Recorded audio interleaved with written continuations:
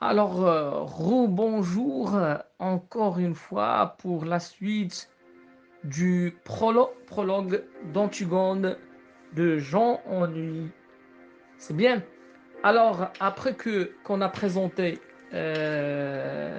Antigone, Ismène, Aimant, le roi Créon, et remarquez bien, les personnages sont présentés par proximité voilà à Antigone حسب القرب من Antigone القرابة من Antigone. Maintenant vient le tour d'Eurydice. La vieille dame qui tricote. Voilà, tricote c'est quelque chose d'anachronisme. À côté de la nourrice qui a élevé les deux petites. Alors, qui a élevé les deux petites? C'est la nourrice. Et la dame qui est à côté de cette nourrice, c'est Eurydice, la femme de Créon. Périphrase. Il tricotera pendant toute la tragédie, jusqu'à son tour vienne se lever et de mourir. Elle est bonne, digne, aimante, et elle ne lui est d'aucun secours. Créon est seul avec son petit page qui est trop petit et qui ne peut rien non plus pour lui. Alors, la vieille dame qui tricote à côté de la nourrice, c'est qui cette dame? C'est Eurydice, c'est la reine, c'est la femme de Créon. Il tricotera pendant toute la tragédie, jusqu'à ce que son tour vienne se lever et de mourir. Alors, pourquoi il va mourir à la fin? Parce que, aimant son fils, va se suicider lorsqu'il a appris que la femme qu'il aime, Antigone, est morte. Donc, il n'a pas pu supporter la mort de son fils. Et qu'est-ce qu'il va faire? Il va se trancher la gorge et mourir à la fin. C'est une dame bonne, généreuse, digne et aimante. Voilà, donc aimante, ça veut dire quoi? Qu'elle est aimée des autres. Mais il ne lui est d'aucun secours. Ça veut dire son destin est plus fort que voilà donc sa bonté, sa dignité.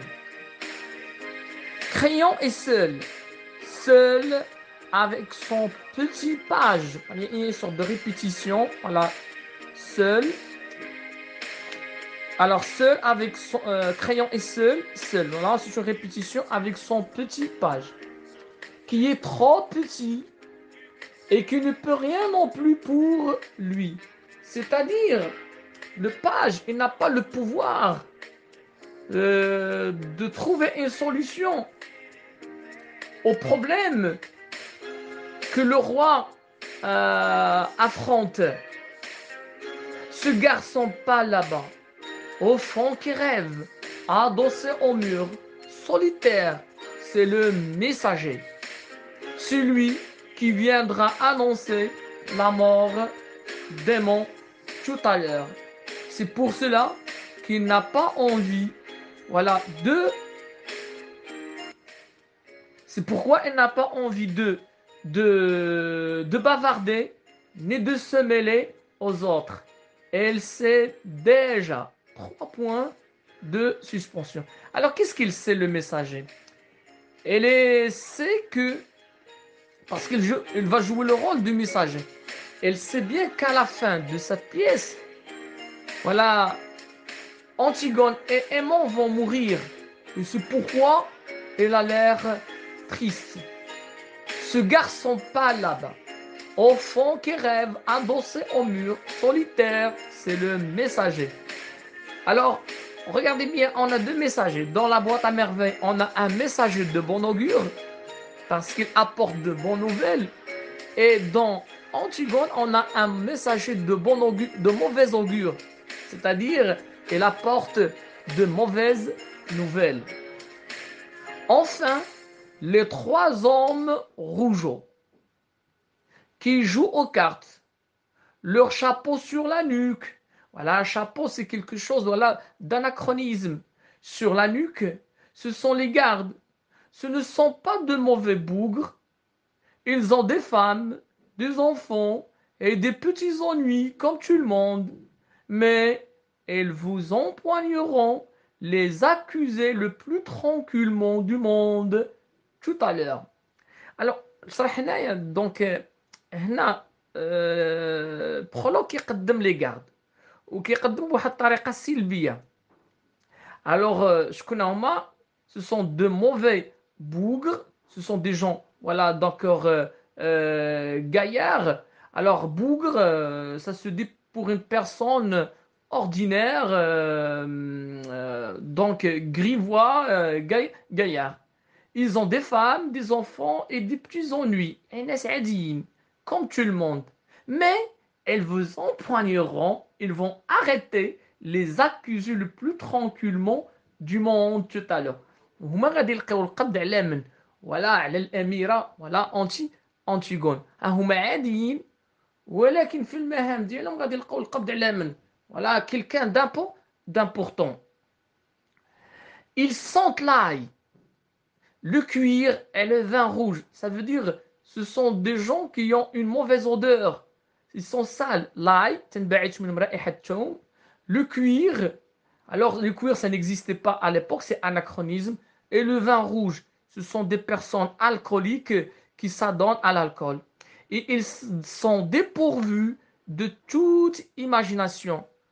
وما كيستعملوش العقل ديالهم وما عندهمش التفكير. Ce sont des gens bêtes, voilà, autrement dit. Ce sont qui? Les auxiliaires, toujours innocents et toujours satisfaits d'eux-mêmes, de la justice, pour le moment, jusqu'à ce qu'un nouveau chef de tête dûment mandaté leur ordonne de l'arrêter à son tour. Ce sont qui? Les auxiliaires de la justice de crayon. هما الحرس ولا القوات ديال كريون. شوف قدم لنا لي كاع بواحد الطريقه سلبيه عاديين، بحال القوات المساعده كيعرفوا غير الاوامر وناس عاديين تيتعاطاو الخمر. C'est bien. Et maintenant que vous les connaissez tous, ils vont pouvoir vous jouer leur histoire. C'est bien. Ils vont pouvoir vous jouer quoi? Leur histoire. Elle commence. Au moment où les deux fils, Dodic, Éthéocle et Polynice, qui devaient régner sur Thèbes un an chacun à tour de rôle. Regardez bien, les deux frères, ils se sont mis d'accord après la mort de leur père. Alors, qu'est-ce qu'ils vont faire? Alors, ils se sont mis d'accord. Ou les deux fils d'Oedipe et Théocle qui devaient régner sur Thèbes un an chacun à tour de rôle se sont battus, entretués sous les murs de la ville. هذوك الإخوة بعد ما مر عام شكون اللي حكم في الأول؟ إتيوكل. ولكن من يسال العام ديال الحكم ديالو ما بغاش يعطي البوفوار للأخ ديالو. وهنا voilà, il va y avoir voilà, une bataille, un combat, une guerre entre les deux. Étiocle l'aîné, au terme de la première année de pouvoir, ayant refusé de céder la place à son frère. Donc Étiocle l'aîné, qui a le premier pris le pouvoir, رفض يسلم السلطة للخو ديالو. C'est ça. C'était ça l'accord. C'est ça. Donc, c'est que chacun devrait régner un an. Alors, il a refusé de céder le pouvoir, le règne à son frère Polynice. 7 grands princes étrangers que Polynice avait gagnés à sa cause ont été défaits devant les 7 portes de Thèbes. Je vais bien expliquer cette phrase. Alors, بولينيس ما عندوش القوة وكان خارج تاب سي بيان كان خارج تاب ولجأ لمن القوات خارجية وطلب منهم اش طلب منهم الدعم بحال اللي دار السيسي الوغ السيسي في مصر ملي دار الانقلاب على مرسي شنو دار لجأ لمن لجأ للامريكان لجأ للسعودية لجأ لاسرائيل لجأ لهذا ودار معاهم اتفاقية باش ما يبقاش مرسي في الحكم وعلى اساس مني غيولي هو في الحكم غادي يعطي لهاد الدول اش يستافدوا من الخيرات ديال البلد. Voilà, c'est la politique. Que Polynice avait gagné à sa cause. Voilà, كسبهم في القضية ديالو. Ont été défaits, ils se sont combattus devant les 7 portes de Thèbes. Maintenant, la ville est sauvée. Les 2 frères ennemis sont morts. Voilà, oxymore. Les 2 frères, voilà, normalement, ils devaient être des alliés, des amis, mais ils sont ennemis qui se sont entretués pour le pouvoir, sont morts. Et Créon, le roi, a ordonné qu'Antioche, le beau-frère, il serait fait d'imposantes funérailles. Alors, من ناخذ الحكم شنو قال؟ بأن إتيوكل دار لي جنازة عظيمة رسمية. Mais que le Polynice, le vaurien, le révolté, le voyou, اللي كيتعتبر اش متمرد خارج عن القانون منحرف serait laissé sans pleurs serait laissé sans pleurs et sans sépulture ما يدار ليه لا جنازة لا دفن وما يبكوش عليه. La proie des corbeaux, métaphore. Il va être la proie des corbeaux et des chacals comme punition. Parce que chez les Grecs, la punition ou bien le châtiment extrême, c'est de ne pas enterrer les cadavres. كان عند اليونان واحد المعتقد بأن أكبر عقاب لشي شخص ما هو ما دفنش الجثة ديالو. Et il sera laissé sans pleurs et sans sépulture la proie des corbeaux, c'est une métaphore, et des chacals. Quiconque, شوفوا القانون اللي دار Créon, quiconque osera lui rendre les devoirs funèbres sera impitoyablement, بدون رحمة, بدون شفقة, puni de mort. أي واحد يتجرأ ويدفن الجثة ديال بولينيس غيكون المصير ديالو الاعدام. هذه سي كوا سي لا لوا هذه سي اون لوا humaine c'est une loi décrétée par qui par Créon. Et on sait bien qu'est-ce qu'il va faire Antigone, il va braver cette loi et c'est pourquoi il va être condamné à mort. Pendant que le prologue parlait, les personnages sont sortis un à un, le prologue disparaît aussi. L'éclairage s'est modifié sur la scène. C'est maintenant une aube grise et livide. Ça veut dire blanchâtre. C'est bien.